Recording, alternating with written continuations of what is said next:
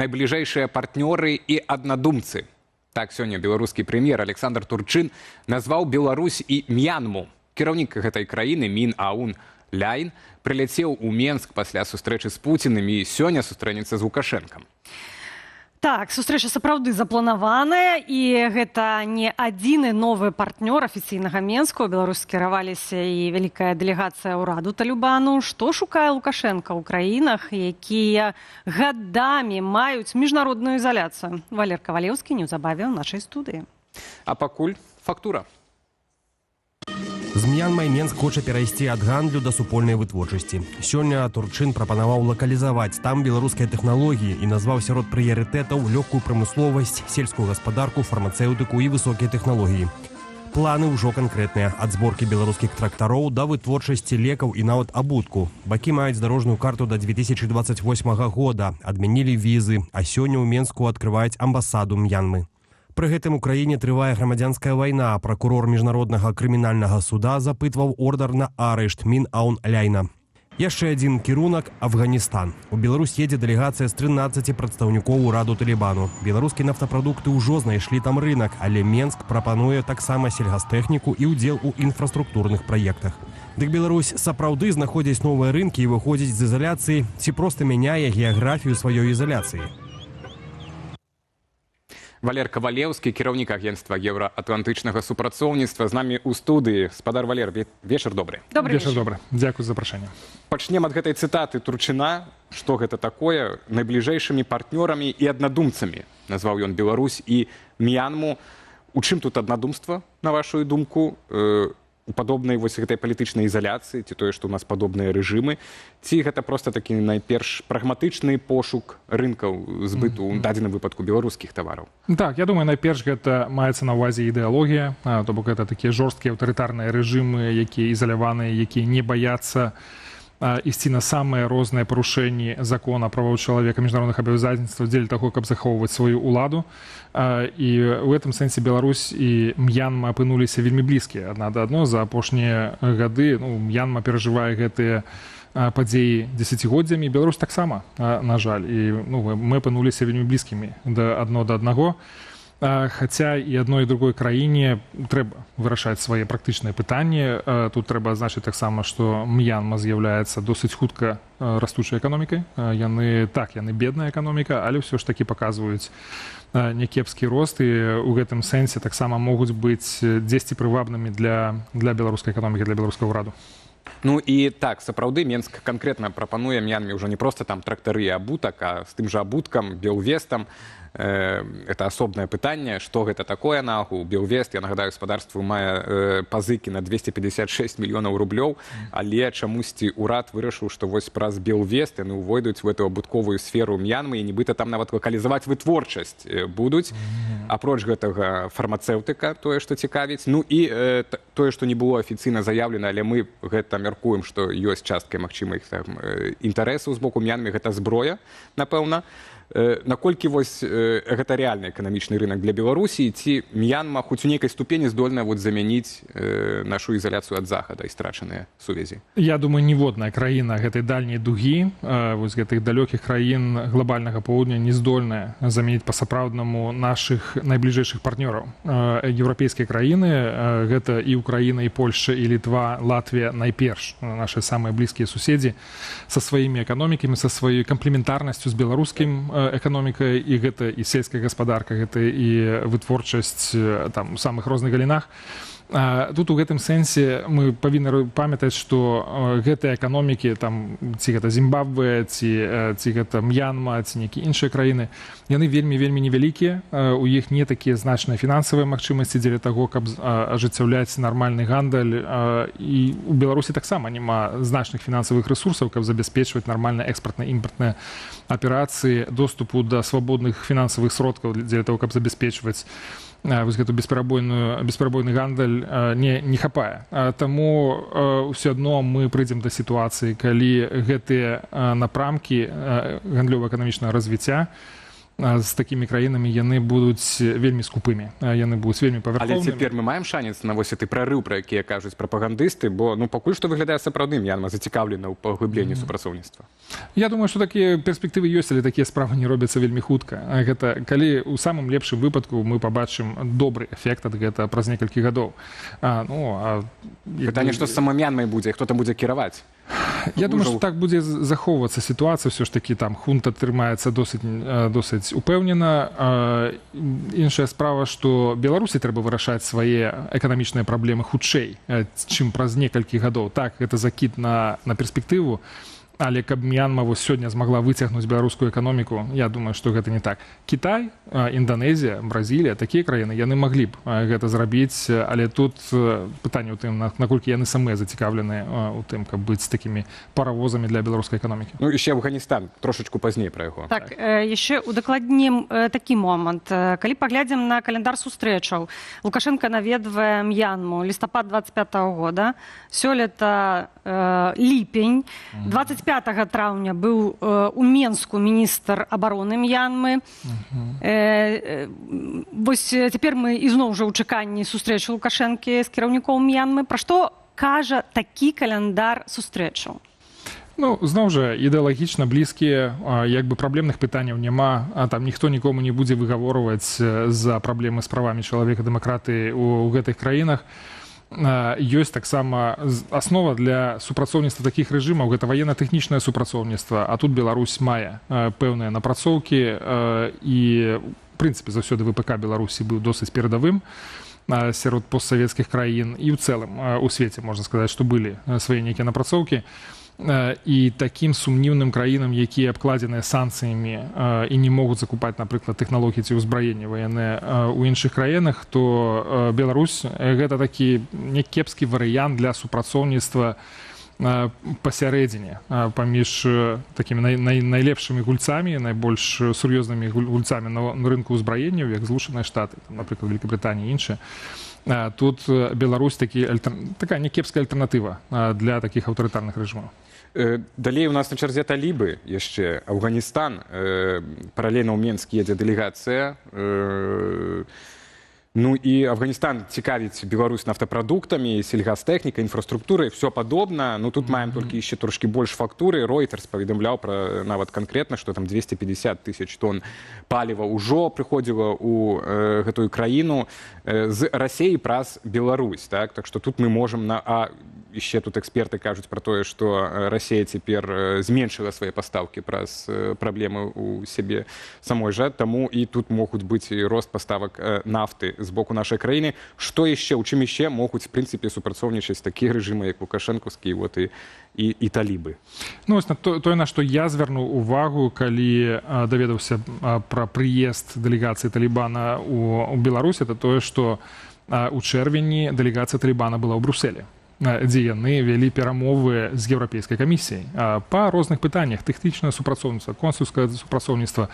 Все ж такі Афганістан гэта не малая краіна, яна па-свойму важная для розных дзяржаў, для розных нацыянальных урадаў, у тым ліку па пытаннях сацыяльнага кшталту, права жанчын, напрыклад. Это тое, што вельмі моцна прыцісняецца ў Афганістане і вельмі многім хацелася. Нельга вучыцца нават і выходзіць з дому нават, здаецца. Ну там вельмі жорсткія правілы.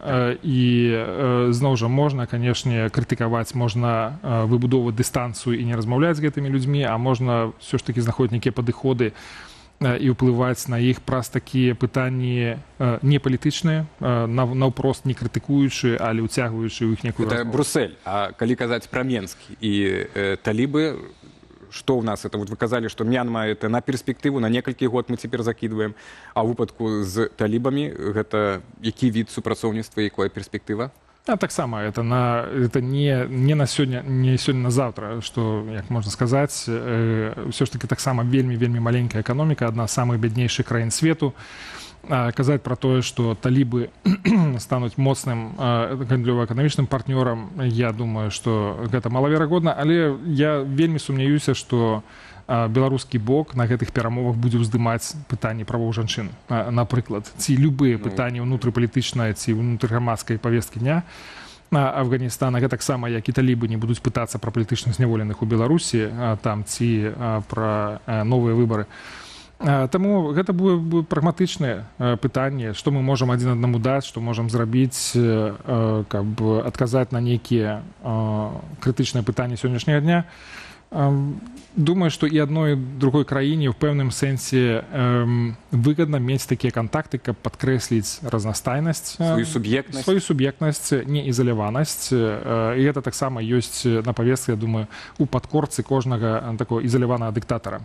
Што можна зрабіць, каб паказаць, што я насамрэч сустракаюся з рознымі краінамі. Менавіта, калі мы кажам пра ізаляцыю і пра пошукі міжнароднай супрацы Лукашэнкі на сёння, то маем такую сітуацыю, што вядома, да канца года мае запрацаваць амбасада Беларусі ў М'янме. У гэты ж самы час Беларусь плануе закрыць амбасаду ў Фінляндыі. Так? Менавіта гэта вынікае з запісу ў нацыянальным рэестры прававых актаў, пастанова ўраду ад 20 жніўня. Сам тэкст гэтага нарматыўна-прававога акта яшчэ не апублікавалі, так? То бок мы яшчэ пра гэтае рашэнне ад Савета міністраў не пачулі. Тым не менш, як вы ацэньваеце вот гэты кірунак дыпламатычнай супрацы Менска на сёння?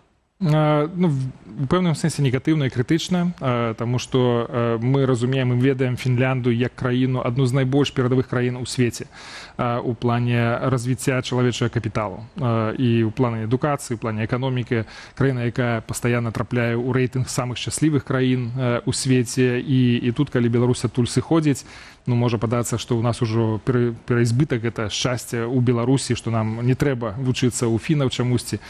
Ну, але, конечно, хацелася б, каб Беларусь больш брала ад такіх перадавых краін, тым больш, што краіны поўначы еўрапейскай, яны у цэлым зацікаўленыя ў супрацоўніцтве з Беларусю.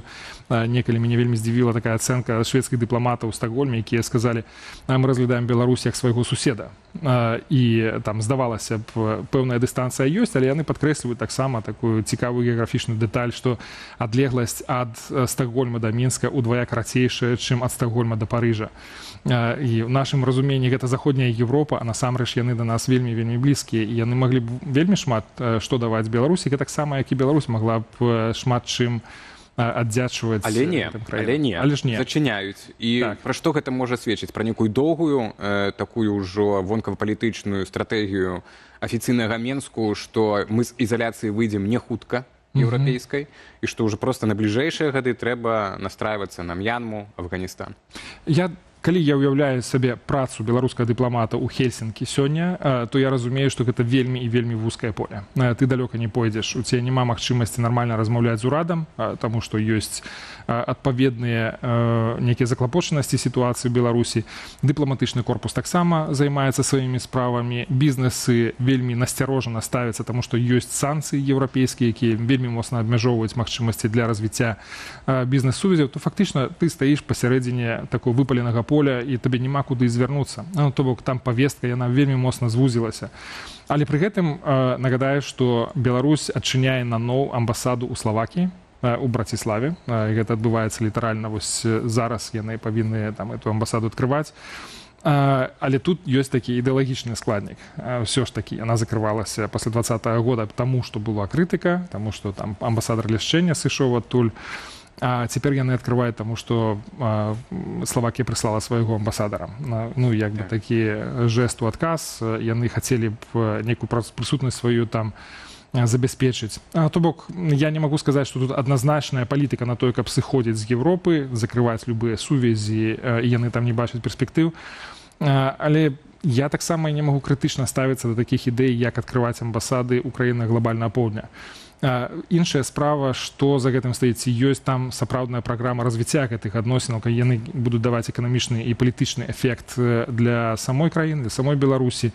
Тут я маю пэўны сумнеў, што гэта можа далёка. Ці на вашу думку, вось менавіта дыпламатычная сцежка, гэта сцежка для уплыву на Лукашэнку сёння можа быць? Таго ж еўрапейскага? Я думаю, што так. Мы гэта бачым на прыкладзе тых самых амерыканцаў, якія развілі такі дыялог насуперак многім фактарам, насуперак непрызнанню, насуперак паводзінам Лукашенко насуперак падтрымкі яго вайны супраць Украіны, і тым не менш яны пачалі гэтую размову, яны дамагліся значных поспехаў у сэнсе вызвалення палітвязняў. Хаця мы бачым, што нават на самым высокім узроўні ім не атрымалася пакуль адкрыць амбасаду беларускую Менску.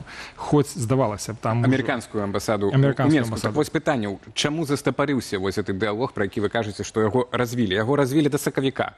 У сакавіку былі першыя анонсы ад спадара Кола, прадстаўніка Вашынгтона па Беларусі, што неўзабаве будзе новы чарговы раунд. Іх так і не адбылося, і хоць Віксе днямі Кол зноў засведчыў, што так, даслоўна так, неўзабаве будуць новыя вызваленні, але відавочна, што штосьці адбылося паміж ЗША і Беларусю. Што Я думаю, што, ну, па-першае, кажу гэта як чалавек, які адсочвае гэтыя працэсы і камунікуе з амерыканскім бокам на пастаяннай аснове. 4 тыдні таму я быў у Вашынгтоне, былі зноў жа кансультацыі ў дзярждэпартаменце, дзе мы абмяркоўвалі у тым ліку і пытанні вось гэтага перамоўнага трэку па вызваленні палітвязняў. Гэтая праца працягваецца, адбываюцца пастаянныя кантакты паміж Валентинам Рыбаковым і Джонам Коулам. Мы бачылі таксама гэта ў паведамленнях Лукашэнкі, які сустракаўся з Рыбаковым, які нагадаў усім і пацвердзіў, што ўсё нармальна і справа вядзецца. Іншае тое, што я думаю, што зараз запаволіла, это два фактары. Па-першае, стаўкі вельмі высокія, бо можа ісці пра тое, што яны, бакі спрабуюць фіналізаваць неяк гэтую працу. І абодва бакі будуць настойваць на тым, каб атрымаць максімум ад гэта. З амерыканскага боку это вызваленне большай колькасці людзей, з беларускага боку змякчэнне рэпрэсіўнай палітыкі. Магчыма, і гэта таксама, хаця я не магу сказаць, што на сённяшні дзень гэта ад пачатку на парадку дня амерыканцаў было толькі вызваленне людзей. Пытанне рэпрэсій так не ставілася. Ці будзе гэтае пытанне закранутае, мы даведаемся па выніках гэтых перамоў. Беларускі бок, адпаведна, хацеў бы, каб як мага больш санкцый было знята, каб атрымаць гэты эканамічны эфект, ну і палітычны таксама. Другі фактар, які паўплываў у пэўным сэнсе, гэта змена складу асабовага дыпламатычна з амерыканскага боку. Крыс Сміт, які пачынаў гэты працэс, сышоў на другую пасаду. Змяніліся іншыя людзі, навокал якой, які вялі тэхнічную працу, якія ўсё ж такі з'яўляліся такімі важнымі рухавікамі гэтага працэсу. Гэта непазбежна будзе ўплываць на тое, як развіваецца гэтая справа. Запаволенне такое яно будзе выглядаць досыць лагічным. Таму не хацелася б рабіць гэтай трагедыі, хаця я разумею, што многія родныя, найперш самыя палітвязні, чакаюць добрых навінаў. Ну, але тут трэба вытрымаць сваю вытрымку, можна так сказаць, і дачакацца добрых навінаў. Мы ўсе гэта чакаем, мы бачым, як усе уважліва адсочваюць кожны сігнал з боку Коула, калі нават кароткае слова «так». Вось менавіта. Спадар Валер, мусім ужо развітвацца.